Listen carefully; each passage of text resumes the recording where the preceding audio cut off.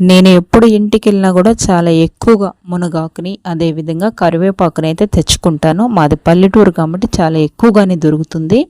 ఈ విధంగా కడిగేసుకొని నీడలో ఆరబెట్టుకున్నాక క్రిస్పీగా అయిన తర్వాత దీన్ని నేనైతే మిక్సీ జార్లోనికి వేసుకొని ఈ విధంగా పౌడర్ లాగా అయితే చేసుకుంటాను.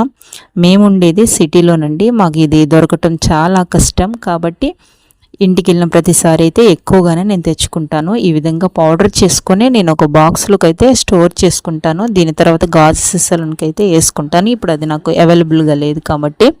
ఈ మునగాకులోని చాలా మంచిది ఔషధ గుణాలు అయితే ఉన్నవి. అదేవిధంగా కరివేపాకులో కూడా ఉంటుంది కాబట్టి నేను దీన్ని పప్పులోనికి వేసుకుంటాను, చారుల్లోనికి, రసాలు పెట్టినప్పుడు, అదేవిధంగా ఇడ్లీస్లోను కూడా నేను దీన్ని ఈ విధంగా వాడుకుంటాను. ఈ విధంగా స్టోర్ చేసుకుంటాను. మీరు కూడా ఇలా స్టోర్ చేసుకున్నట్లయితే నాకు కామెంట్ చేయండి. ఖచ్చితంగా మా వీడియోస్కి అయితే ఒక లైక్ అయితే ఇవ్వండి.